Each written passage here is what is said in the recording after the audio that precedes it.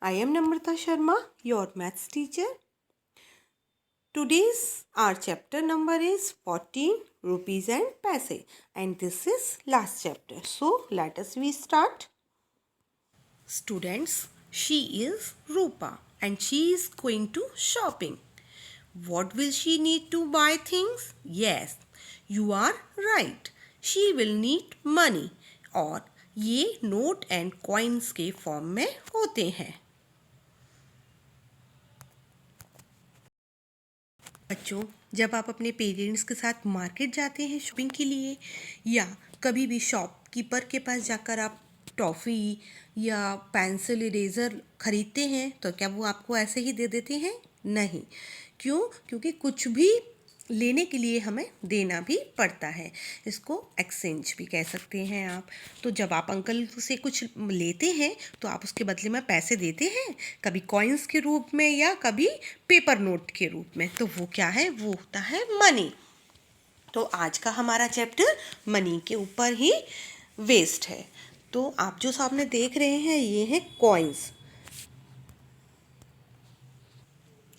50 पैसा, 1 rupees coin, 2 rupees coin, 5 rupees coin.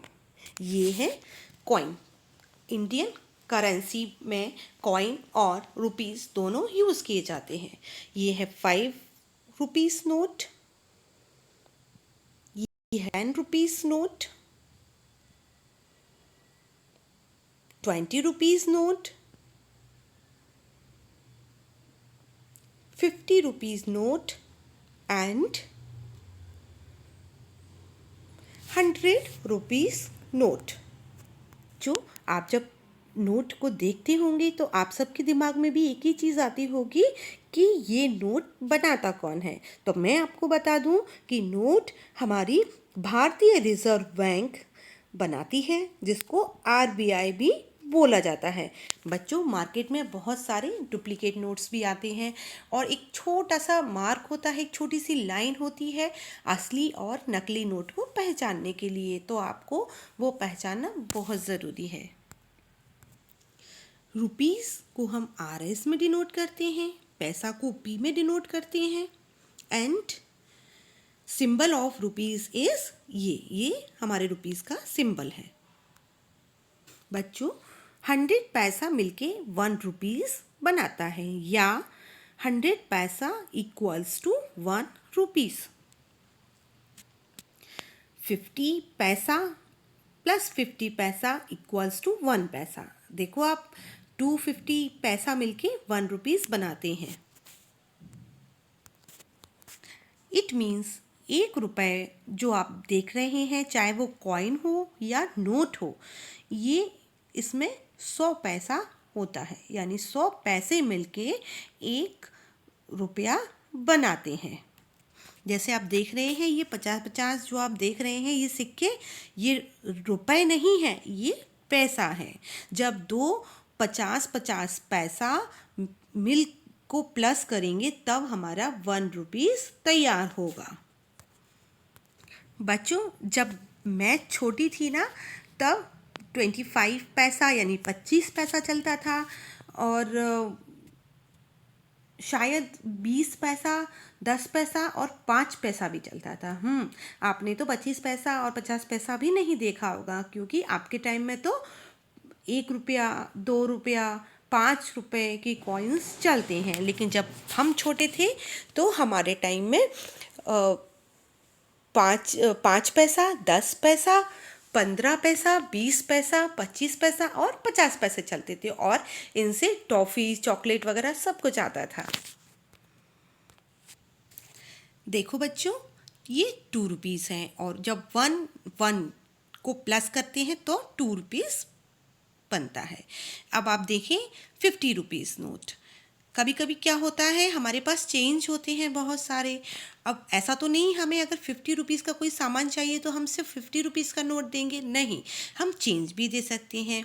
Like 5, अगर हमारे पास 10 के 5 नोट है तो भी हम 50 रुपीज़ का सामान खरीद सकते हैं. हमारे पास 5 के हमारे पास 5 के 10 रुपीज़ है तब भी हमारे 50 रुपीज़ तैयार होते हैं। अगर इसके अलावा हमारे पास 2 20 रुपीज़ के नोट हैं और 1 10 रुपीज़ है तब भी 50 रुपीज़ बनता है।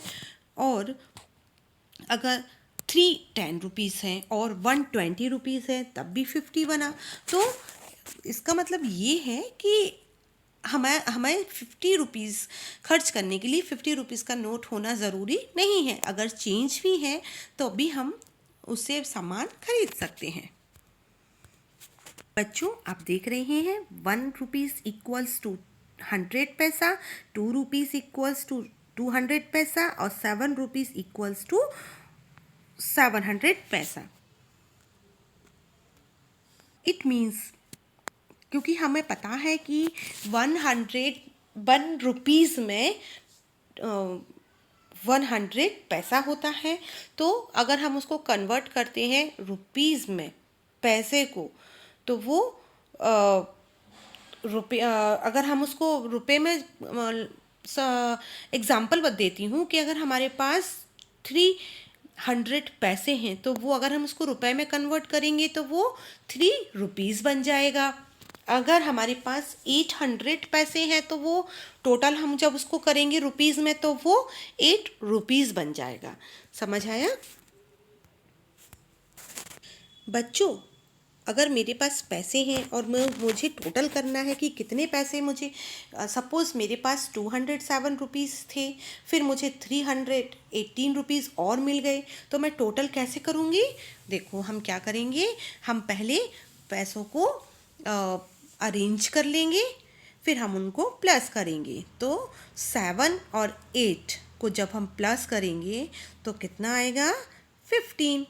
15 का 5 हमने नीचे रखा और जो कैरी आया 1 उसको हमने टेंस के प्लेस पर रख दिया, क्योंकि वो भी प्लस होगा। तो 1 जो कैरी वाला है उसको हम लेंगे। 0 की कोई वैल्यू नहीं होती है, इसलिए 0 प्लस नहीं होगा। तो 1 और जो 1 है एक और, उसको हम प्लस करेंगे तो कितना होगा? 2। अब 100 के प्लेस पर कितना है? 2 और 3, तो 2 + 3 = 5। तो टोटल मेरे पास कितने पैसे हो गए? मेरे पास हो गए 525 रुपीज़। अब मेरे पास पैसे हैं कुछ और मैंने उनमें से कुछ पैसे खर्च कर दिए, तो अब मैं कैसे पता करूँगी? देखो, सपोज़ दैट कि मेरे पास 679 रुपीज़ हैं और मैंने उसमें से 315 रुपीज़ की शॉपिंग कर ली, तो मैं पहले उसको अरेंज करूँगी, फिर कैसे हम उसको माइनस करेंगे? पहले हम बड़ा नंबर, माइनस में हमेशा बड़ा नंबर ऊपर रखा जाता है, तो 9 से हम 5 को माइनस करेंगे तो 4 आएगा। जब 7 से 1 को माइनस करेंगे तो 6 आएगा। उसके बाद हम 6 में से 3 को माइनस करेंगे तो बताओ, जल्दी काउंट करो, क्या आएगा? 3। तो टोटल मेरे पास कितने पैसे बचे हैं अभी? मेरे पास बचे हैं 364 रुपीज़। तो आपने सीख लिया कि करेंसी नोट कैसे होते हैं और कॉइन्स किन्हें कहते हैं। और आपने देखा कि अगर आपको टोटल करना है पैसों को कि टोटल कितने पैसे हैं आपके पास, तो वो भी आप कर सकते हैं प्लस करके, और जितने आपसे खर्च हो गए हैं फिर उसके बाद कितना बचा है तो वो आप माइनस करके पता कर सकते हैं। और आपने वैल्यू भी पता करी पैसों की, है ना? बेस्ट ऑफ लक बच्चों।